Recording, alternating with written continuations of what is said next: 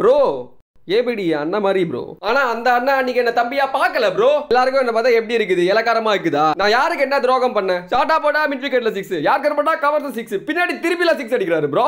Bro ஓரளவுக்கு தான் bro, எல்லாமே சும்மா சும்மாலாம் அடிச்சிட்டு இருக்க கூடாது bro. Hi, hello guys, you're watching Cricket Diamond with Harish and Bharat. So, இன்னைக்கு we are back again with a promise. ப்ராமிஸ்னு ஏன் சொல்றதா, லைக் வந்து முன்னாடி மேட்சஸ்ல வந்து நாங்கள் ஐகானிக் மேட்சஸ் பேசும்போது ஆர்சிபி தோத்த மேட்சஸ் வந்து நிறைய வந்து நம்ம அங்கே அடிபட்டது. அதனாலேயே நாங்கள் மெயினாக ஸ்பெசிஃபை பண்ணியிருந்தோம். அடுத்த மேட்ச் நாங்கள் பேசினா ஆர்சிபி ஆன தரமான ஒரு மேட்ச் எடுத்து தான் நாங்கள் பேசுவோம்னு சொல்லியிருந்தோம்.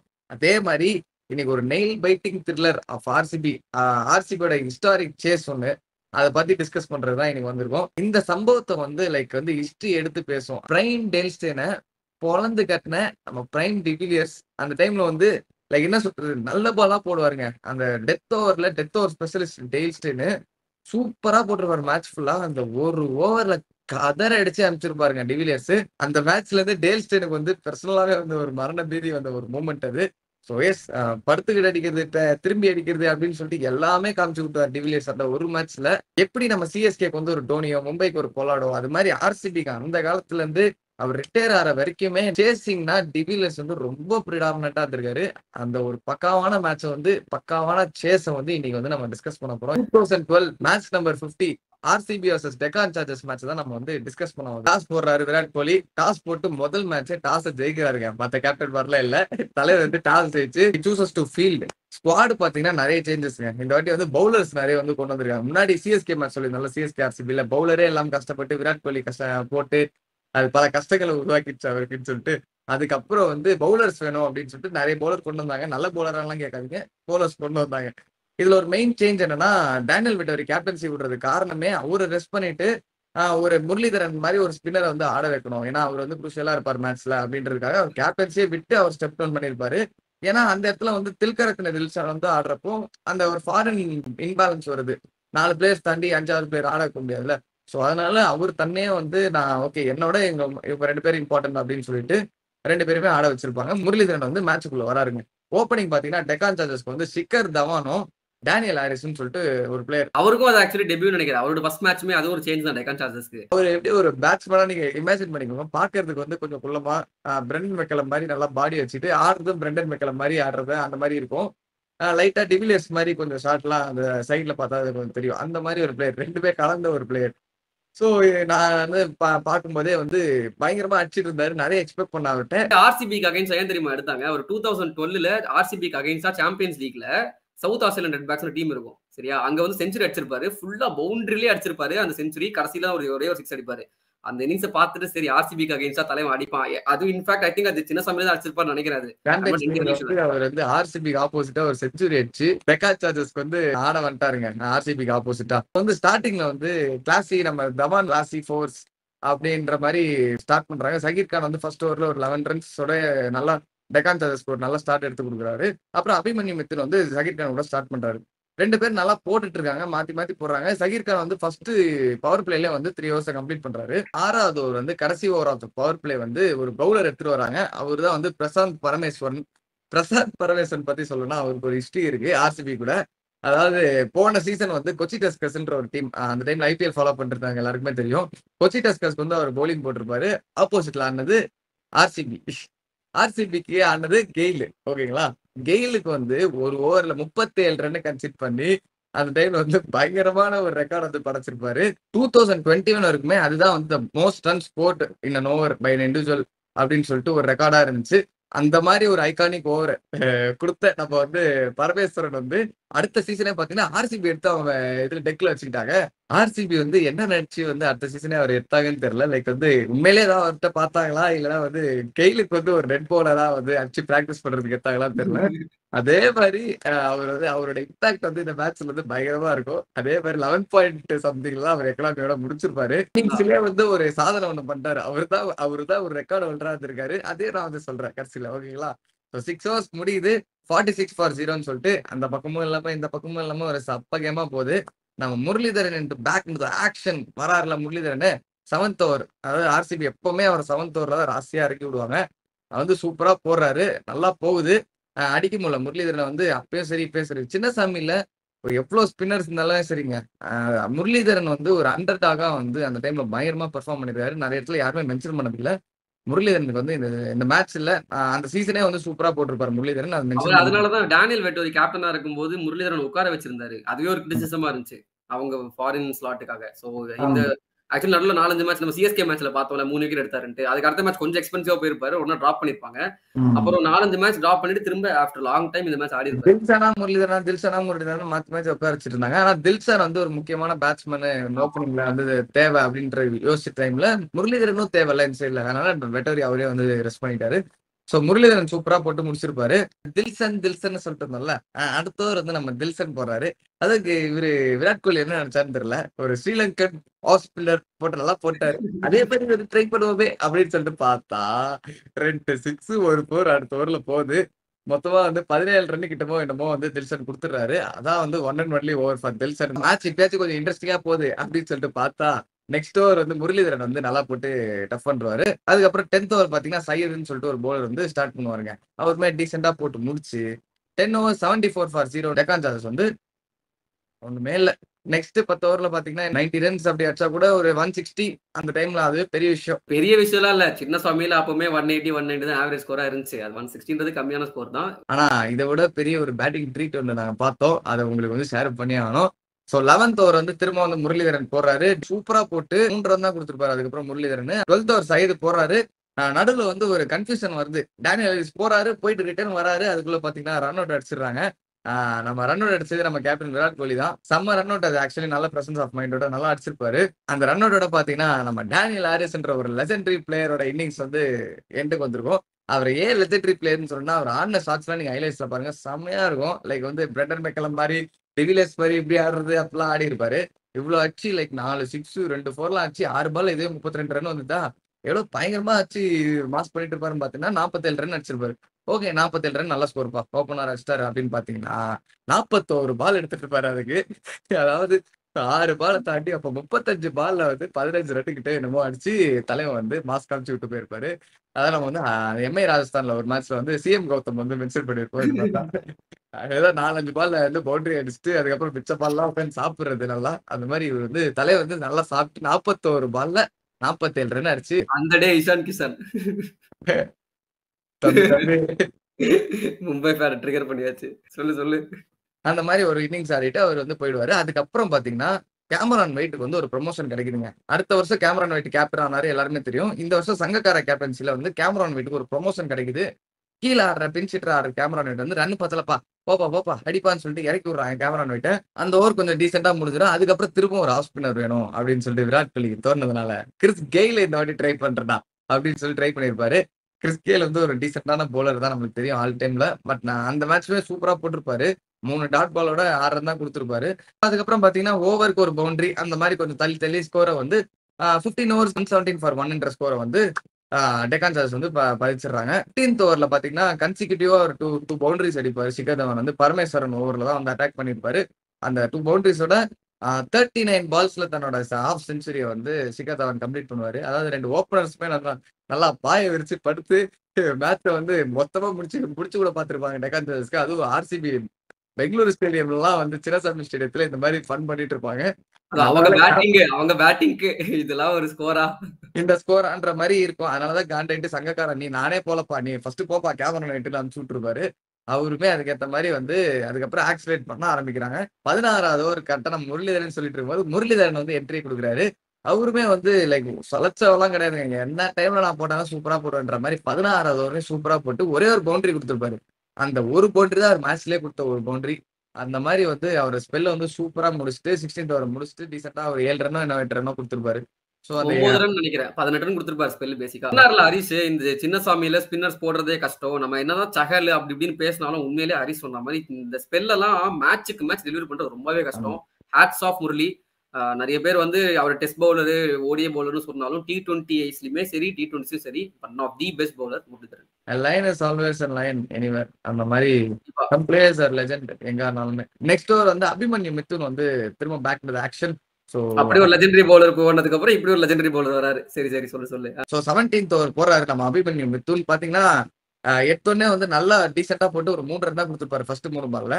அதுக்கப்புறம் கடைசி 3 பால்ல பாத்தீங்கன்னா நம்ம வைட்டு அப்படி போடு இப்படி போடு அப்படின்னு சொல்லிட்டு ஒரு 14 ரன் அடிச்சு 17 ரன் ஓவரா வந்து அதை கன்வெர்ட் பண்ணிருப்பாரு. அப்படியே கொஞ்சம் கொஞ்சமா ஸ்கோர் ஏறுதா அப்படியே 140 கிட்ட போறாங்க. அதுக்கப்புறம் வந்து நம்ம பரமேஸ்வரன் வந்து back into the action. First எடுத்தோன்னு போடுறாரு ஒரு 6 ஒரு 4 ஒரு டபுள் அப்படின்னு சொல்லிட்டு தவான் பொழக்கிறாரு. பொழந்துட்டு அதுக்கப்புறம் பாத்தீங்கன்னா கடைசி 3 பால் வந்து டீசெண்டா போட்டு ஒரு 2 ரன் கொடுத்து 14 ரன்ஸோட வந்து ஓவரை முடிக்கிறாரு. அதுக்கப்புறம் பாத்தீங்கன்னா ஜகீர் கான் வந்து அவரோட ஃபைனல் ஓவர் வந்து போட வராரு. ரன்ஸும் ரொம்ப எல்லாம் போகல, ஒரு 11 ரன்ஸ் கொடுத்து டீசெண்டா வந்து அந்த ஓவரை கம்ப்ளீட் பண்ணிருப்பாரு. கடைசியா வந்து நம்ம திரும்ப Parameswaran back to the action அப்படின்ற மாதிரி 20th ஓவர் போறதுக்கு பரமேஸ்வரன் வராரு.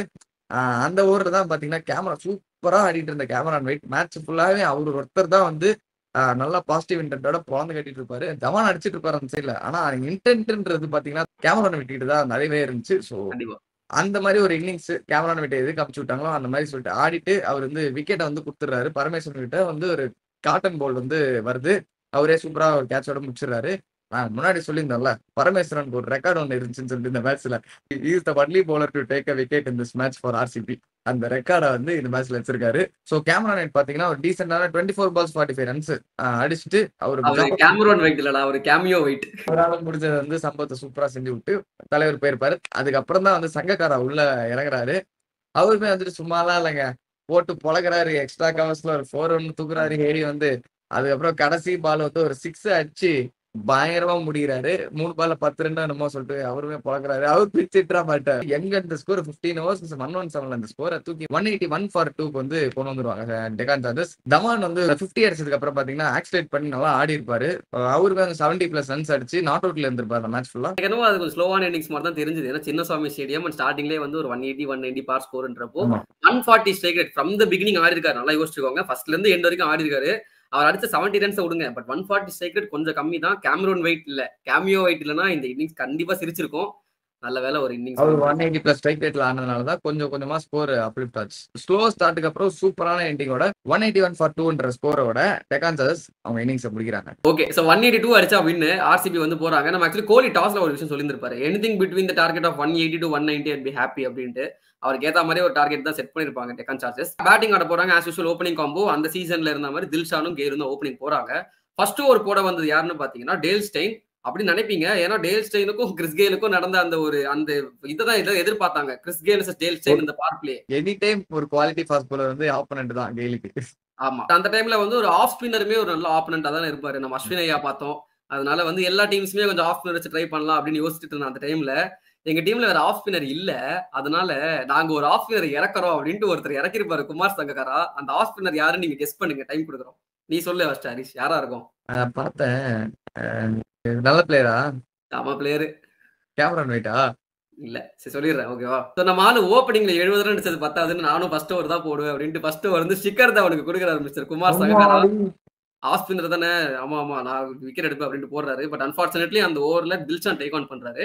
2 4 வந்து லெக் சைடுல சூப்பரா ஸ்வீப் பண்ணி செம்மையா ஆரம்பிக்கிறாரு. 11 ரன்ஸ் அடிக்கிறாரு. நம்ம அவங்களும் ஃபர்ஸ்ட் ஓவர் ஃபர்ஸ்ட் ஓவர் கொடுத்தாங்க. பவுலர் பார்த்தேன், யாருக்கு போட்டான்னு பார்க்கல சரியா.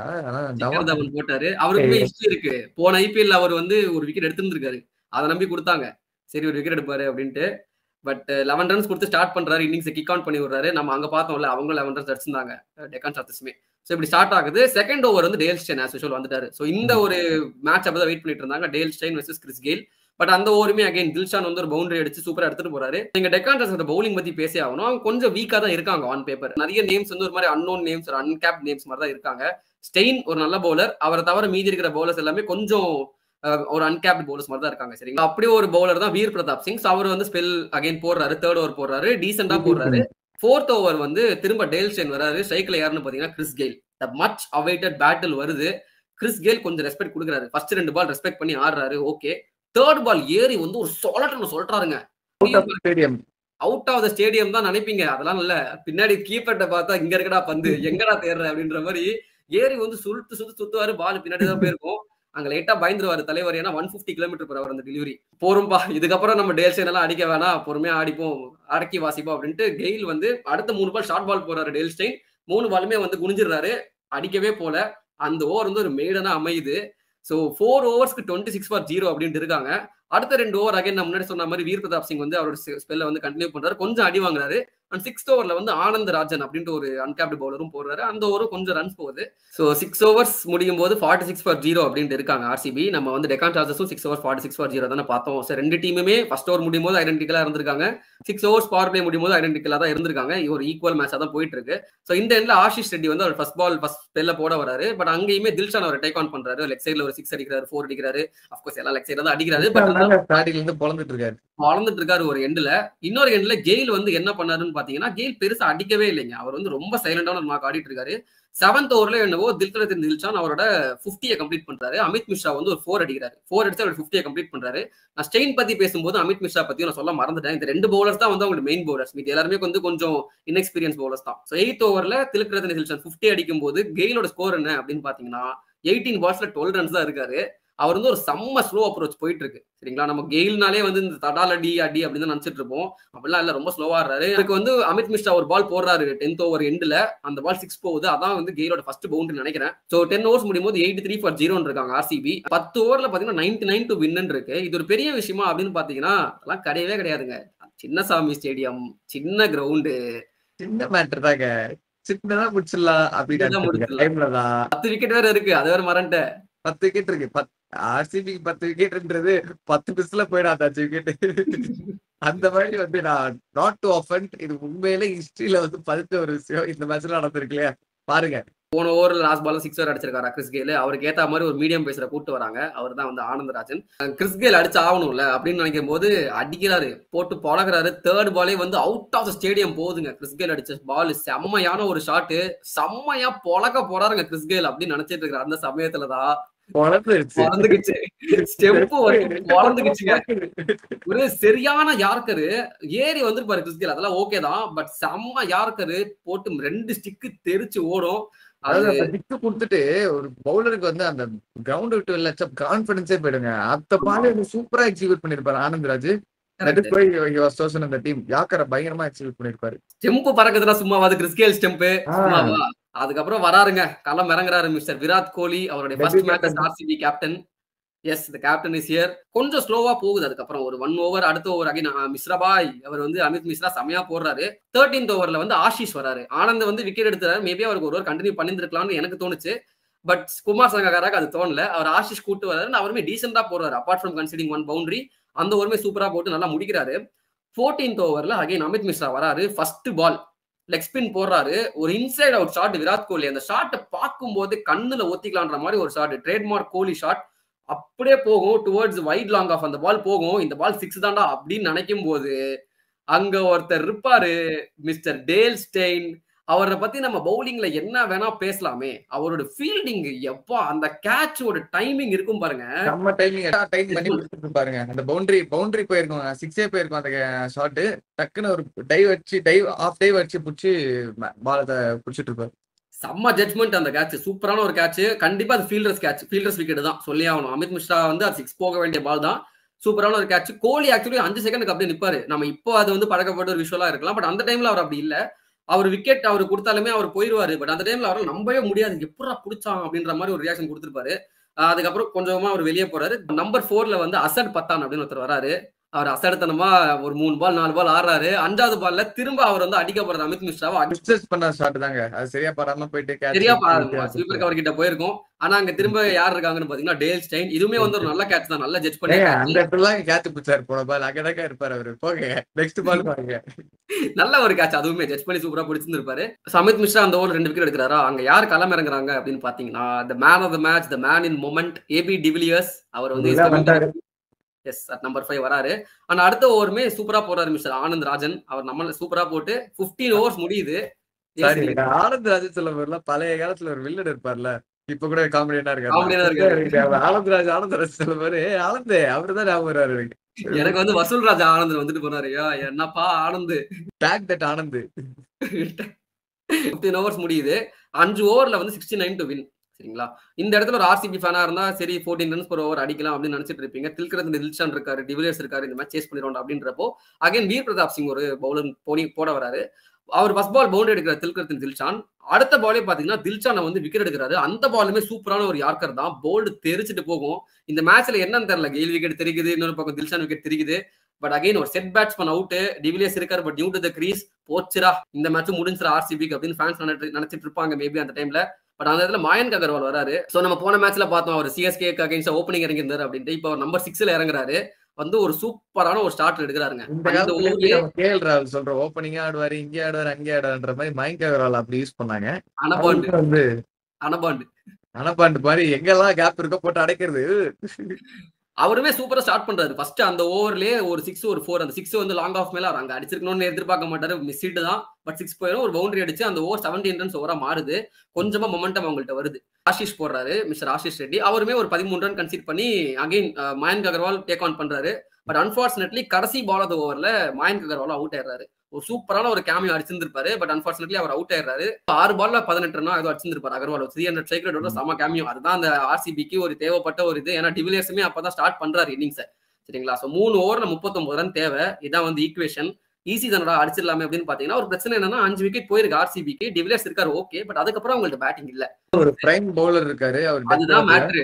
2 ஓவர் இருக்கு டெத்ல. டேல் ஸ்டெயினுக்கு 2 ஓவர் இருக்கு. அக்ரெசிவான ஒரு ஃபர்ஸ்ட் ஸ்பெல் பார்த்தோம் இல்லையா? நம்ம 2 ஓவர்ல 7 ரன் தான் கொடுத்திருந்தாரு. அதுல ஒரு மெய்டன் யாரு, அதுவும் கிறிஸ் கெயிலுக்கு அகைன்ஸ்டா மெய்டன், நினைச்சு கூட பார்க்க முடியாத ஒரு விஷயம். அந்த டைம்ல டேல் ஸ்டெயின் பண்ணிருந்த ஒரு விஷயம். செம்மையான ஸ்பெல் போட்டிருந்த டேல் ஸ்டெயின். அவருக்கு 2 ஓவர் பாக்கி இருக்கு. ஆனா எழுத்தாடுறது தோனிமா அப்படின்ற மாதிரி எழுத்தாடுறது டிவிலியர்ஸ் நிக்கிறாரு. யாருமே எதிர்பார்த்திருக்க மாட்டாங்க. நம்மளுக்கு இப்ப ரிசல்ட் தெரியும், அதனால நம்ம பேசுறோம் ஓகே. பட் அந்த எண்ட்ல அந்த எரால எவ்வருமே எக்ஸ்பெக்ட் பண்ணாத விஷயம் டேல் ஸ்டெயின் வந்து ஒரு பேட்ஸ்மேன் வந்து அடிப்பான் அப்படின்ட்டு. அது இந்த மாதிரி அடிப்பான் யாருமே எக்ஸ்பெக்ட் பண்ணது இல்ல. டேல் ஸ்டெயின் வராரு, ஓடி வந்து போடும்போது ஒரு ஷார்ட் பால் போறாரு டிவிலியர்ஸ்க்கு. பட்டார்னு ஒரு புல்லு, ஒரு கீழே தான் போகுது இந்த பால். பட் அந்த பால் எப்படியோ 6 போயிடுது. ஒரு லோ 6, 147 km/h டேல் ஸ்டெயின் போட்டாலும் அதை மடக்கி அடிச்சு ஒரு 6 அடிச்சிருப்பாரு. செகண்ட் பால் டீசென்டான கம்பேக், பட் 2 ரன்ஸ் ஓடிடுவாரு டிவிலியர்ஸ் அப்படி இப்படின்ட்டு. ஓகே, ஃபர்ஸ்ட் 2 பால் 8 ரன் கொடுத்துட்டோம், ஸ்டெயின் தானே இல் கம்பேக் அப்படின்னு நினைக்கும் போது அகைன் ஒரு பால் போடுறாரு. ஏபி டிவிலியர்ஸ் அதையும் மடக்கி ஒரு பவுண்டரி அடிக்கிறாரு. இங்க டேல் ஸ்டெயினோட கான்ஃபிடன்ஸ் கண்டிப்பா சுக்குனரா உடஞ்சிருக்கும் நினைப்பீங்க. ஏன்னா எந்த பவுலரா இருந்தாலும் நொறுங்கி இருப்பாங்க. But is Dale Steyn, he'll come back stronger, கண்டிப்பா கம்பேக் ஸ்ட்ராங்கர். அவர் அக்ரெசிவா அடுத்த பால் 150 km/h வந்து ஸ்டெம்புக்கு ஒரு பால் போடுறாரு. இந்த பால் ஏபி டிவிலியர்ஸ் விட்டு இருந்தாருன்னா ஸ்டெம்பை தெரிச்சிருக்குங்க. அப்படி ஒரு டெலிவரி ஸ்டெம்புக்கு போடுறாரு. ஏபி டிவிலியர்ஸ் என்ன தெரியுமா பண்றாரு? ஒண்ணுமே பண்ணல, ஸ்டெம்பை ஃபுல்லா விட்டாரு. பட்டா போல்டு, ஆமா ஆனா நான் விட மாட்டேன் அப்படின்ட்டு ஃபுல்லா ஸ்டெம்பை காட்டி ஒரு கவர் டிரைவ், ஒரு லாஃப்டட் கவர் டிரைவ் ஒன்று கவர்ஸ் மேல போதுங்க. என்ன 6ங்க அந்த பால். இப்போ அந்த ஹைலைட்ஸ் அந்த ஷாட்டை பார்த்தா கூட யாரும் அந்த ஷாட் அப்படி ஆடவே முடியாது. போறாரு, யாக்கர் பால் போறாரு, தூக்கி கவர்ஸ் மேல, எக்ஸ்ட்ரா கவர்ஸ் மேல லாஃப்டட் கவர் டிரைவ் எல்லாம் சான்ஸே இல்லப்பா. சத்தியமா இப்ப பாக்குறப்ப கூட அந்த 6 செம்மையான 6 அப்படின்ற மாதிரி ஒரு செம்மையான ஒரு ஷாட்டுங்க.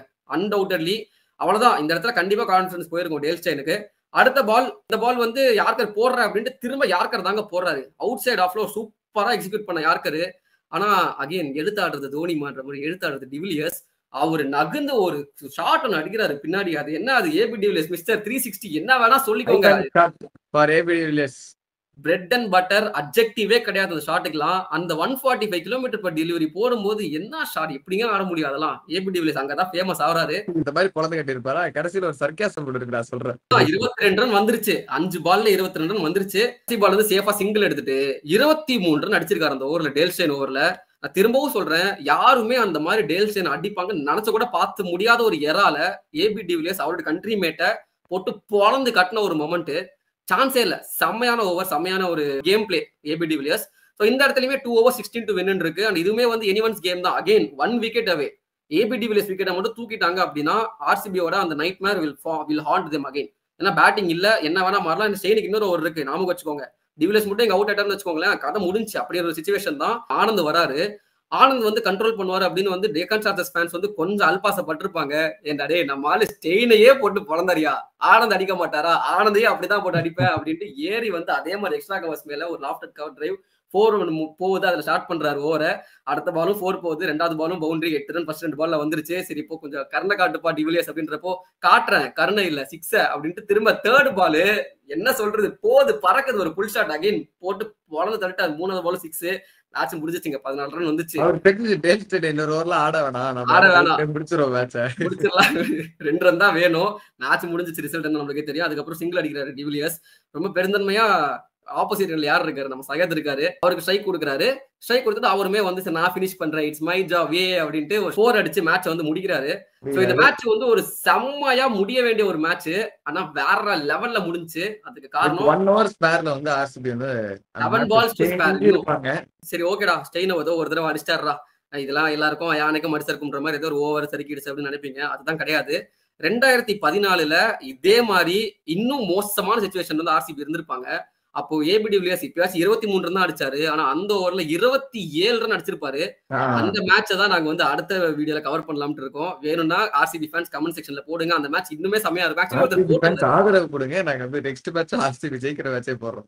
அதுவும் தான் எஸ்ஆர்எச் வெர்சஸ் ஆர்சிபி. இங்க டெக்கானா அங்க எஸ்ஆர்எச். பேர் தான் வேற, ஆனா ஆளு ஒண்ணு தாண்டி. சேம் கடை சேம் வாடகைன்ற மாதிரி சேம் ஸ்டெயின் சேம் டிவிலியர்ஸ். வேற லெவல் ஃபன்னா இருக்கும் அந்த மேட்ச். அந்த மேட்ச் போறதுக்கு முன்னாடி இந்த மேட்சோட கன்க்ளூஷன் வந்துரும். நீ சொல்லு, அந்த ஏதோ ஃபன்னான கதை சொல்றேன், நீ எனக்கு சொல்லு. அந்த ஒரு ஃபன்னான சர்க்காசம் என்னன்னா, லைக் வந்து போஸ்ட் மேட்ச் இன்டர்வியூல வந்து நம்ம டிவிலியர்ஸ்ட பேசும்போது டிவிலியர்ஸ் வந்து டேல் ஸ்டெயின் ஒரு ஃபேஸ் பண்ணதுதான் வந்து பயங்கரம் பரபரப்பா பேசிட்டு இருப்பாங்க. அதுதான் கொஸ்டின்ஸ் கேட்டுட்டு இருப்பாங்க. அவர் வந்து ஆரம்பிச்சப்ப என்ன சொல்லுவாருன்னா, I was scared to face Dale Steyn at that மொமெண்ட்ன்ற மாதிரி அவர் சொல்லியிருப்பாரு. ஏங்க அவர் ஆடின ஷாட்லாம் நீங்க பாத்தீங்கன்னா ஸ்கேர் மாதிரிலாம் இல்லைங்க. ஸ்டெம்பை காட்டிட்டு தூக்கி 6 அடிக்கிறாரு. என்னங்க அந்த மாதிரி ஒரு ஷாட் அடிச்சுக்கிட்டு ஸ்கேர்ன்னு சொல்லிட்டு சர்க்காசம் பண்ணிருக்க தலைவர் அவ்வளோ தன்னடக்கமா. இல்ல, ஆனா எனக்கு என்ன தெரியுமா தோணுது, தன்னடக்கம் சர்க்காசம்ன்றது உண்மையிலேயே அவருக்கு பயம் இருந்திருக்கும். அந்த ஃபர்ஸ்ட் 2 ஒரு 6 4 அடிச்ச உடனே கான்ஃபிடன்ஸ் பயம் என்னதான் இருந்ததுனால அடிச்ச ஷாட்ல ஒண்ணும் பயம் பிசுறு கூட தெரியலங்க. அந்த மாதிரி கான்ஃபிடன்ஸ், அவ்வளவுதான். கான்ஃபிடன்ஸ்ங்க, அதுதான் செல்ஃப் கான்ஃபிடன்ஸ். அதுவும் அந்த எக்ஸ்ட்ரா கவர் மேல 6 எல்லாம் இப்போவும் சொல்றேன், நம்பவே முடியல மச்சான். எப்பா செம்ம ஷாட். சும்மா கிடையாது. 17 balls 47 runs நாட் அவுட். அதுவும் எப்படி கடைசி 10 பால்ல 38 ரன் அடிச்சு வச்சிருக்காரு. ஸ்டார்டிங்ல ஸ்லோவா ஸ்டார்ட் பண்ணாலும் அது வந்து செம்மையா ஆக்சலரேட் பண்ணி வேற லெவல் வச்சு செஞ்சுட்டாரு. Man of the match AB de Villiers தான். அண்ட் விராட் கோலியுமே சொல்லியிருந்திருப்பாரு, what can I say about this guy is unbelievable அப்படின்னு இருப்பாரு. அண்ட் அவங்களோட பாண்டிங்குமே ஐ திங்க் இந்த மேட்ச்ல ஆரம்பிச்சிருக்கும் நினைக்கிறேன். ஏன்னா முன்னாடி சொன்ன மாதிரி கோலியோட ஃபர்ஸ்ட் மேட்ச் as கேப்டன், அதுல ஏபி டிவிலியர்ஸ் ஒரு இம்பாசிபிள் சிச்சுவேஷன்ல ஜெயிச்சு கொடுத்திருக்காருன்றப்போ அங்கேயே அந்த கோலி டிவிலியர்ஸ் பாண்ட் வந்து இன்னும் கொஞ்சம் பீக் ஆயிருக்கும் போது எங்களுக்கு தோணுது.